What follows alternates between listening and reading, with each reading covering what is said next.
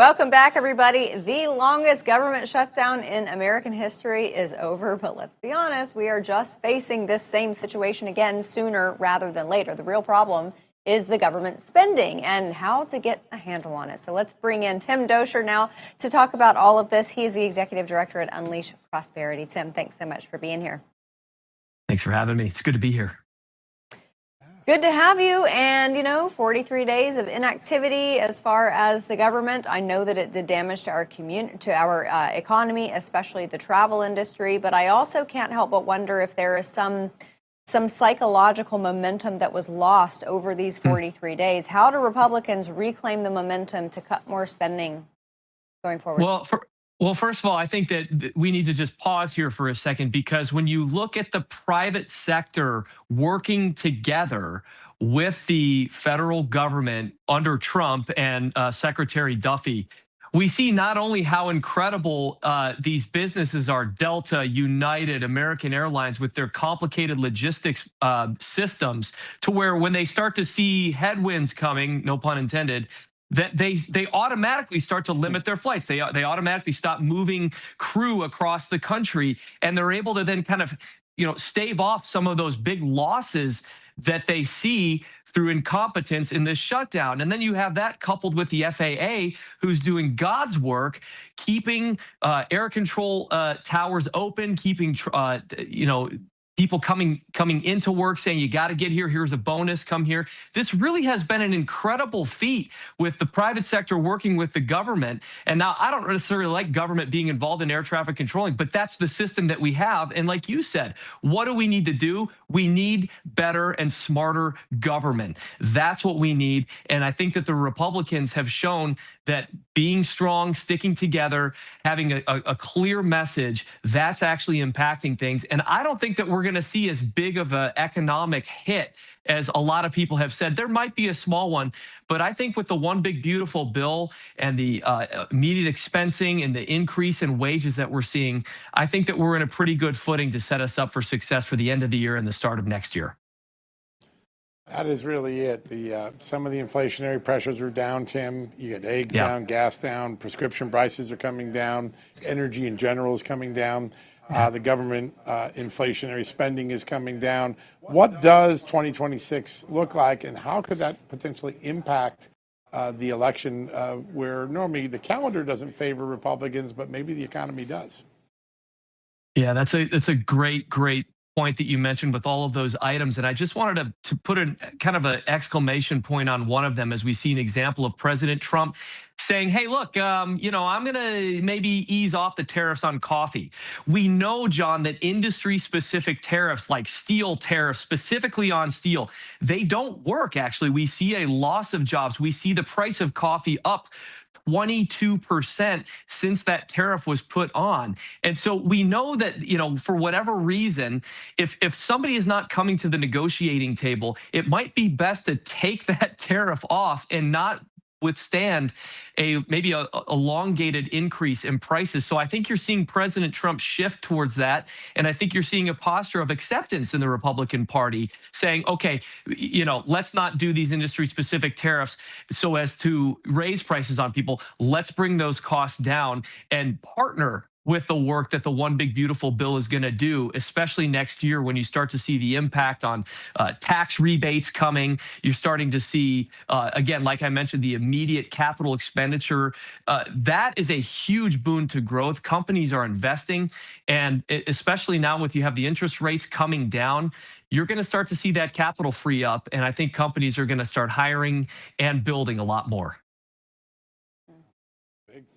Tim, we saw during COVID that oftentimes from adversity comes revelation. Parents started to learn what was happening in the classrooms, and through this adversity, through the adversity of a 43-day shutdown, the American people found out just how much fraud there was in the SNAP program.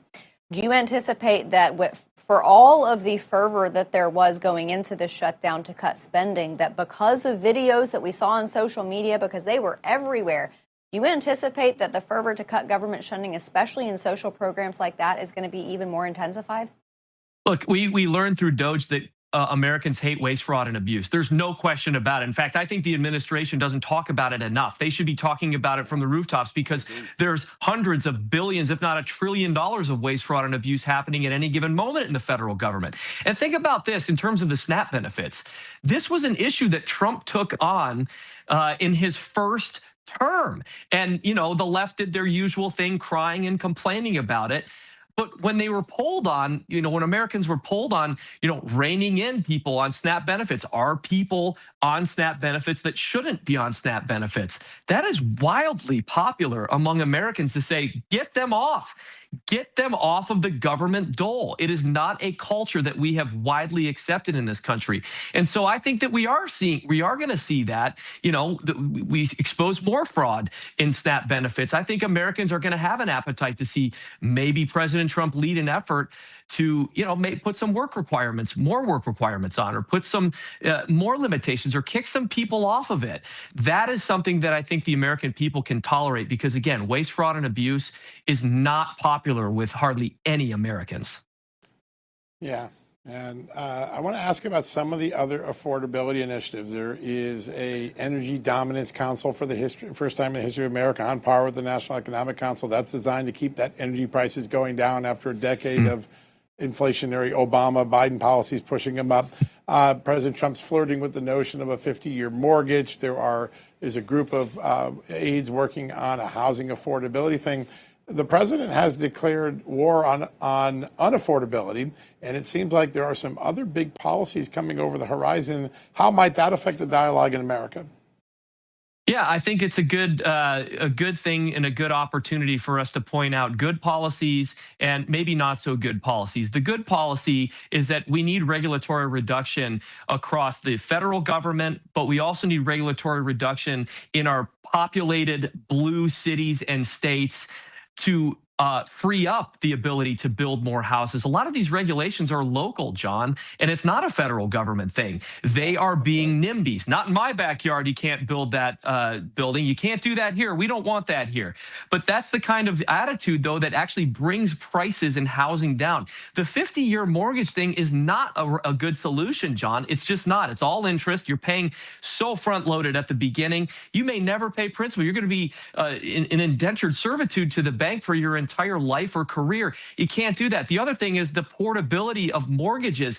I know that's an issue that has been talked about, and well, maybe we won't do the 50-year, but we'll do portability where you can take the mortgage rate you have to another house that you move to. Well, the bottom line is this: it's not working in the UK, and it might work. It might be done somewhere else, but it doesn't mean it's actually working. Houses are still unaffordable there. It's not doing the job there. What makes you think it's going to happen here in the United States of America, John? And I think that we need to be very real about these policies. Less regulation, less taxes. Let's continue to shrink the size of government. Those are the policies, John, that are going to get us to affordability. Those are the policies, not more government.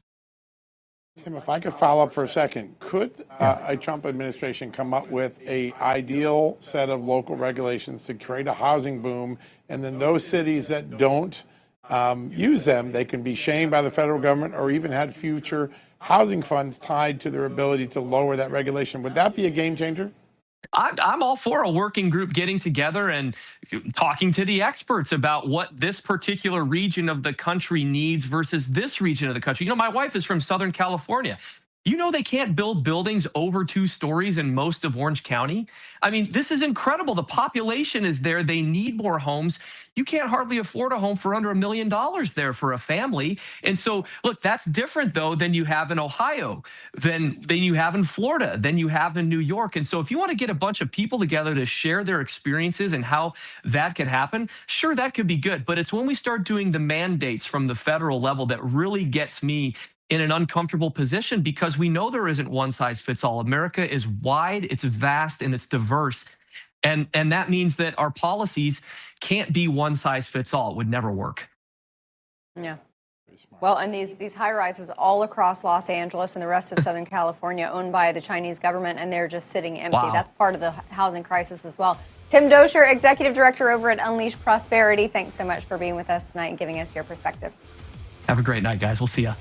You too. All right, everybody. Next, we're going to talk to former federal prosecutor and U.S. Senate candidate John Deaton about his campaign making the Senate work better for Republicans and the ongoing accountability that we are seeing for weaponizing the Justice Department. That's after this break.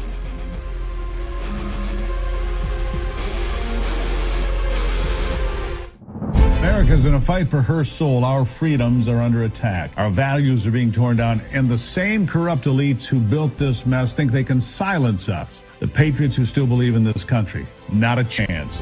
Here at Real America's Voice, we're standing shoulder to shoulder with AMAC, the Association of Mature American Citizens, a movement that says we will not be silenced. There is no force on earth that can stop us from saving our country. The voice of millions of patriots who refuse to kneel to tyranny. This is the movement of fighters, men and women who still believe in God, family, and the American dream. The conservative alternative to AARP. Real rights, they come from God. If you're ready to stand up and join the fight, go to amac.us/RAV right now. That's amac.us/RAV, because this isn't just about politics. It's about saving America. Faith, freedom, America first. AMAC and Real America's Voice, united for the Republic.